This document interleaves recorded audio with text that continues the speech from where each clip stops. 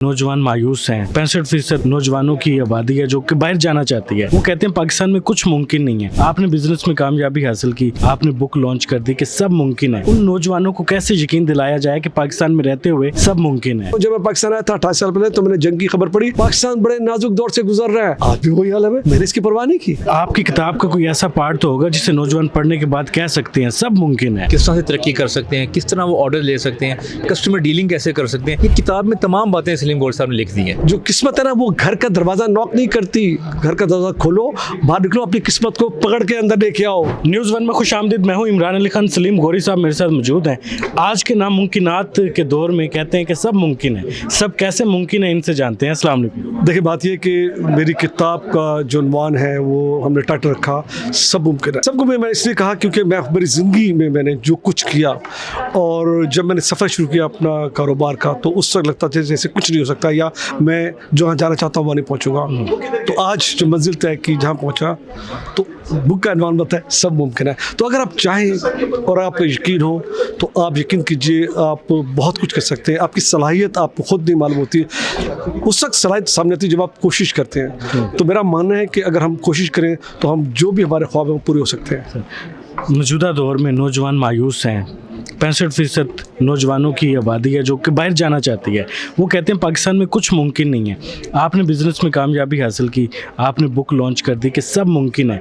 उन नौजवानों को कैसे यकीन दिलाया जाए कि पाकिस्तान में रहते हुए सब मुमकिन है? मैं बड़ा सिंपल सा मैसेज है। मैं पाकिस्तान में आया था 30 साल पहले, कुछ लिए बगैर। मेरे पास कोई अपनी सेविंग नहीं थी, उसके बगैर मैंने कारोबार शुरू किया। टेक्नोलॉजी का बिजनेस है, IT की सर्विसेज मैंने प्रोवाइड की, और मैं प्रूफ किया है कि आप बगैर सरमाए के काम कर सकते हैं। आपकी अपना इरादा पक्का हो, आप सच्चाई से काम करें, लगन लगाएं, और जब आपको कोई कस्टमर मिले तो उसको बड़ी ऑनेस्टी से, सच्चाई से उसको काम दें। यकीन कीजिए कि दुनिया आपके पीछे आएगी, आपको दुनिया के पीछे नहीं जाना।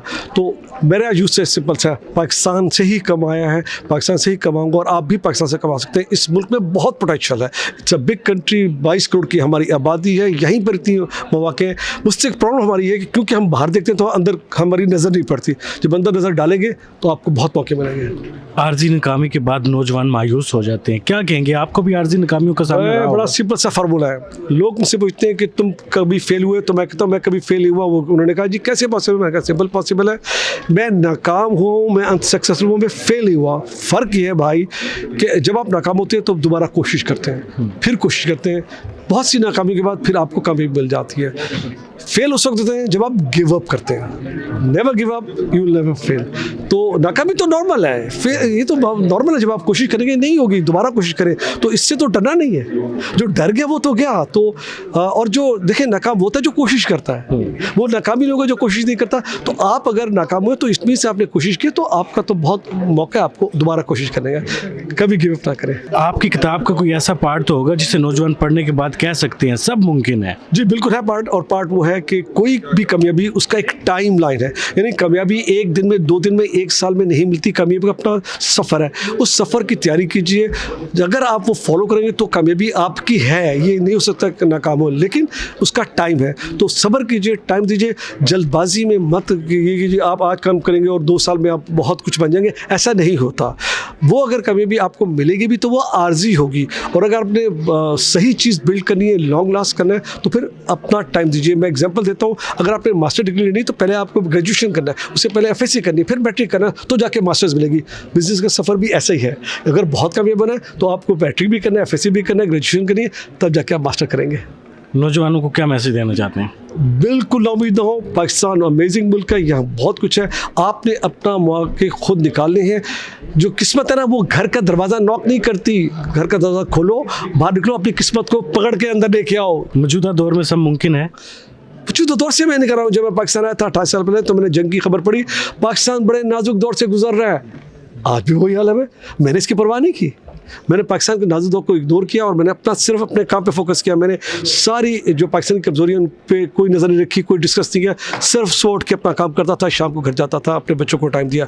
आप कीजिए, पाकिस्तान बहुत अच्छे दौर से गुजर रहा है। बहुत शुक्रिया सर। कदावर राइटर अली अब्बास साहब हमारे साथ मौजूद है। सर कदावर हैं आप माशाल्लाह। बहुत शुक्रिया जी आपका। वैसे ये तारुफ मेरा आज तक किसी ने नहीं करवाया जो आपने करवाया है। मौजूदा दौर में नौजवान कहते हैं कुछ मुमकिन नहीं है। हाँ, आपने किताब किताब अपने लफ्ज़ों में लिखी है, सब मुमकिन है, ये कैसे मुमकिन है सर? ये तो सलीम गौहरी साहब की फ़िलासफ़ी है जी। मैंने तो सिर्फ उनकी बातों को कलमबंद किया है, वो बोलते जाते थे, मैं लिखता जाता था। तो ऐसा भी नहीं है, बिल्कुल भी पाकिस्तान में हालात बेहतर हो भी सकते हैं। और वैसे सलीम गौहरी साहब ने तो कहा कि जब वो ऑस्ट्रेलिया से आए थे तो उन्होंने ये कहा था कि मैं ये सुन रहा हूँ कि पाकिस्तान एक नाजुक मोड़ से गुजर रहा है। वो मोड़ आज तक ना कंप्लीट नहीं हुआ, वो अभी तक वही है। तो कुछ ना कुछ अच्छी बातें भी करनी चाहिए मेरे ख्याल से। हर वक्त सियासत, हर वक्त करंट अफेयर, हर वक्त लड़ाई झगड़ा मार कुटाई के बारे में नहीं बात करनी चाहिए। इसी से होप क्रिएट होती है, इसी से आप में अंदर मोटिवेशन आती है। किताब आपने लिखी, उसमें बहुत सारे अल्फाज हैं, नौजवानों को क्या सीखने का मिलेगा इस किताब से? मेरे ख्याल से जिन्होंने ख़ास तौर पे ऑर्गेनाइजेशंस बनानी है, उनके पास ना एक रोड मैप नहीं होता, स्ट्रेटजिक प्लान नहीं होता। अगर उनको ये किताब पढ़ेंगे तो उनको ये अंदाज़ा हो जाएगा किस तरह से उन्होंने ऑर्गेनाइजेशन बनानी है, किस तरह से ग्रो करना है और किस तरह से वो अपने एम्प्लॉयज़ के साथ डीलिंग कर सकते हैं, किस तरह से तरक्की कर सकते हैं, किस तरह वो ऑर्डर ले सकते हैं, कस्टमर डीलिंग कैसे कर सकते हैं। ये किताब में तमाम बातें सलीम गौहर साहब ने लिख दी हैं। नौजवानों को सीखने को मिलेगा। डेफिनेटली देखें, किताब हमेशा से बड़ा सोर्स रहा है सीखने का, तो ये भी डेफिनेटली इसे भी सीख मिलेगी। नौजवान आपसे बहुत ज़्यादा मोटिवेट होते हैं। मौजूदा दौर में नौजवान मुल्क से बाहर जाना चाहते हैं, अपना फ्यूचर दूसरे मुल्क में ढूंढना चाहते हैं, क्या पैगाम देना चाहते हैं? अच्छा, मैं इससे बड़ा खुश हूँ वैसे। अगर वो बाहर जाएं, वो डिफरेंट कल्चर्स को स्टडी करें, डिफरेंट लोगों के साथ काम करें, डिफरेंट मज़ाहिब के साथ काम करें, तो मेरे ख्याल से ये बहुत अच्छी बात है। और ज़र मुबादला वो यहाँ पाकिस्तान में भेजेंगे तो पाकिस्तान को भी फ़ायदा, उनको भी फ़ायदा है।